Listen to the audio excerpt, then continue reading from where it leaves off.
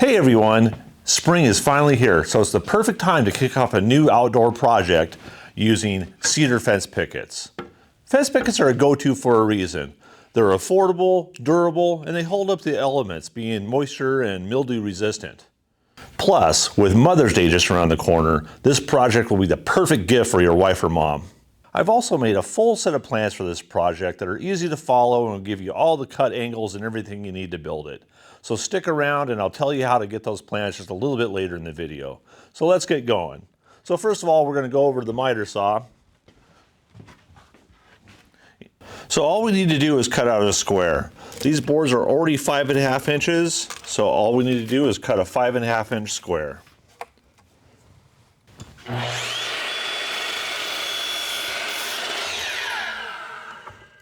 And with the blade set at a 30-degree bevel, I'm just going to take off the corners of all 4 sides.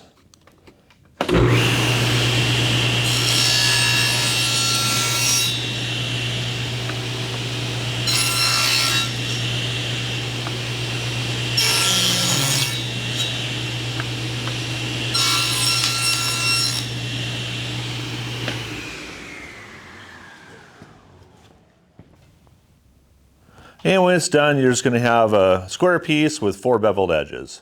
It doesn't need to be perfect. And then back at the miter saw, we're going to have to do some compound cuts. If you don't do compound cuts all the time, you're going to have to not only turn your saw, but also angle the bevel. So if you have wings, you need to take the wings off or move them aside so you don't cut into your wings. So mine just pop off, so it makes it pretty easy. And then we just want to turn our table to 30 degrees on the miter, and then the bevel will be 35 degrees. So let's make your first cut.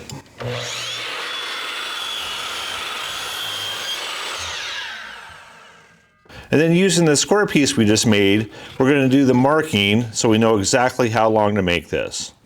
You can measure it if you want, but I just find it easier just to mark it. And then what we want to do is see how the angles are going this way. We want to make sure that we are mirror imaging that. And I draw a little line so I know which way that's going to go. And then also,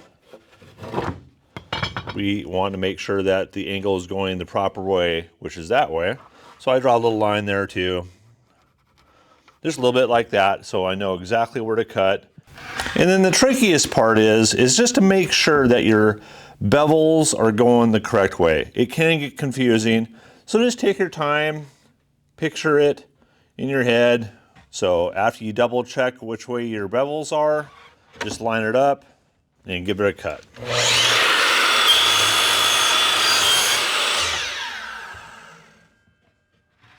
So now that you have the first piece cut, I'm going to use this piece to mark all the rest of them for each cut.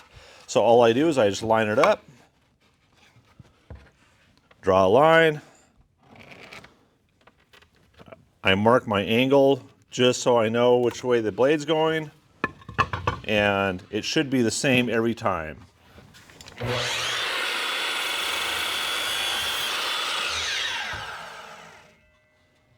So each of your pieces will be the same cuts. You want 4 identical pieces.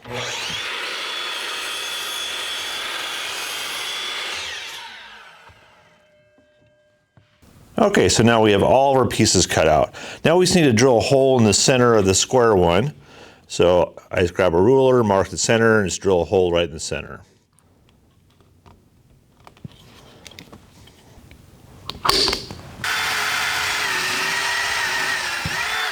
Now for the assembly, I'll do these in 2 halves, which makes it a little easier. So what I want to do is line up the 2 bevels, and I use a piece of tape. This will make it easier to keep the edges together. And so I'll apply a piece of tape here, and before I stick this, I'm going to use a little Titebond 3 glue, and the Titebond 3 glue is waterproof. When it's fully cured. If you use Titebond 2 glue, if it gets wet, it's just going to fall apart. So you definitely want to use Titebond 3. There's other waterproof glues out there too. I just use Type Bond 3. And I use a glue bot, makes it pretty easy to apply. And then I just line up the edges, push down, fold it up, and that will hold everything in place. And then I just use 1-inch brad nails. Remember, it's the glue that's holding this together, not the nails. And watch your fingers. I've put nails through my fingers before, and it does not feel good. I'll set that aside and do the other one.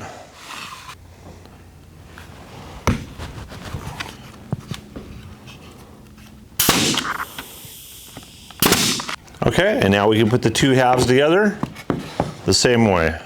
Use a little bit of glue and a couple brad nails to hold it while it dries.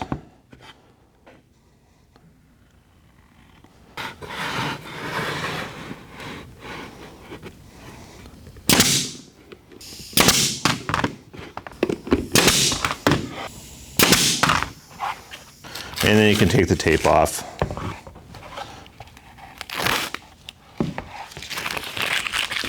Okay, and then the bottom, the way it's beveled, is going to fit right in the bottom and kind of wedge in there. And so you just want to put a little glue on the beveled edges, drop it in, and nail it in place.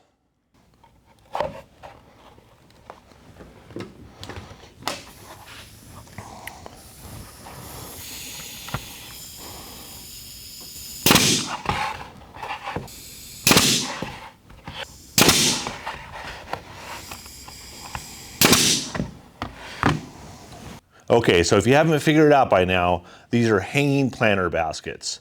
This one I drilled some holes in the corner and used rope to hang it, or you can go to Amazon and buy the chains that you can attach and hang it with.